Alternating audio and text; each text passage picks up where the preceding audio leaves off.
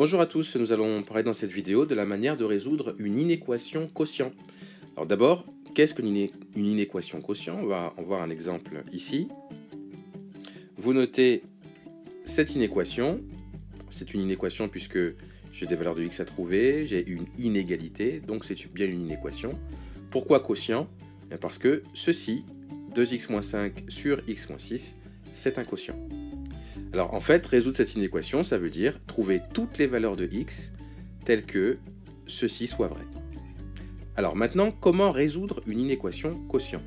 Bien, en fait, on va le faire, on va résoudre cette inéquation un petit peu comme on résolvait des inéquations produits, où on faisait un tableau de signes, et puis on déterminait les solutions de cette manière-là. Et bien là, c'est la même chose, même principe. Il va juste falloir faire attention à une valeur interdite, ou à des valeurs interdites éventuellement, et on va voir ça ensemble tout de suite. Alors, tout d'abord, on met ici le numérateur, pardon, ensuite ici le dénominateur sur la deuxième ligne. On rappelle que là et là, on met ce qui correspond à moins b sur a. Donc vous voyez ici par exemple, moins b sur a, on complète un tableau de signes comme on l'a déjà vu, hein. Donc si vous vous rappelez plus bien comment faire, retrouvez ou regardez de nouveau les vidéos sur le sujet. Donc là ici b c'est moins 5, donc moins b c'est 5, sur a 2, donc 5 sur 2, ça va être ici. Ensuite x moins 6, b c'est moins 6, donc moins b c'est plus 6, sur x c'est pareil que 1x, donc sur 1, donc 6 sur 1 ça fait 6. Faites juste attention à une chose, il faut absolument que les valeurs de x ici soient classées dans l'ordre croissant. Donc 5,5 est plus petit que 6, c'est pour ça que je le mets là, et que 6 je le mets là. C'est très important de ne pas vous tromper, sinon après, tout votre tableau sera faux nécessairement. Rappelons aussi qu'il y a une manière simple de trouver aussi ces valeurs-là, en tout cas, ne serait-ce que pour celui-ci. Vous regardez pour quelle valeur de x ça fait 0. Quelque chose moins 6 égale 0, le quelque chose c'est 6. Donc c'est pour ça que là, le moins b sur a, ça correspond aussi à 6. Voilà, vous pouvez trouver comme ça. Sinon, pour celui-ci, vous utilisez la formule moins b sur a. Alors ensuite, comment continue-t-on à résoudre, enfin pas résoudre, mais à compléter ce tableau? Donc vous regardez la première ligne, donc vous avez 2x moins 5, pour quelle valeur ça fait 0? Bien pour la valeur 5,5. Alors ensuite, il faut savoir comment mettre les signes, plus ou moins. Donc je vous rappelle qu'il faut regarder en fait le a, donc ici c'est 2, savoir s'il est positif ou négatif. S'il est positif, c'est que la fonction elle est croissante. S'il est négatif, c'est que la fonction ici de x-5, elle est décroissante.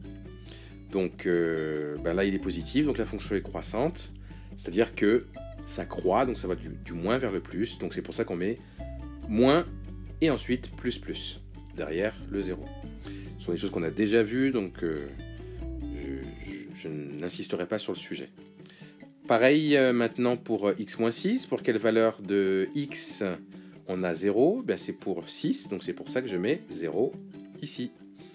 Cette fonction elle est croissante puisque le a est positif, donc j'ai moins, moins et ensuite plus de l'autre côté. Maintenant, pour la troisième ligne, je fais comme on avait fait la troisième ligne pour les inéquations produits. Donc, on utilise la règle des signes. Moins fois moins, ça donne plus. Voilà pourquoi j'ai un plus ici. Plus fois moins, ça donne moins. Plus fois plus, ça donne plus. Mon 5,5, eh bien du coup, je mets mon 0 ici. Et vous avez noté, là, je mets 2 barres.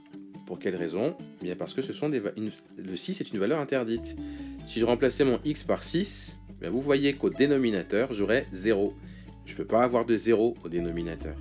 Donc 6 est une valeur interdite.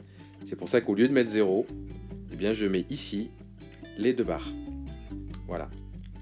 Alors maintenant que ma troisième ligne est faite, eh bien pour résoudre l'inéquation qui est là, je regarde le signe. Moi je veux avoir inférieur ou égal à 0. Donc je veux voir où c'est négatif. Je veux voir où il y a moins. Donc dans cette troisième ligne, où y a-t-il moins? Eh bien ici. Ce qui signifie donc que les solutions, ça va être toutes les valeurs de x qui sont comprises dans cet intervalle-là. Donc de là jusqu'ici. C'est-à-dire S est égal à 5,5 6, 5 demi, ben, c'est une valeur qui peut être prise, c'est-à-dire que même si le numérateur fait 0, on s'en fiche. C'est le dénominateur qui ne doit pas être égal à 0. Donc 5 demi, c'est inclus, c'est compris dans la solution. Par contre 6, ce n'est pas compris puisque 6 est une valeur interdite. Voilà donc comment vous pouvez résoudre une inéquation quotient. Ah oui, je précise juste que ici on veut avoir inférieur ou égal. Donc c'est pour ça que même si le numérateur fait 0, c'est pas un problème puisqu'on veut inférieur ou égal à 0. Mais je répète, le dénominateur ne pourra lui jamais être nul. Et voilà.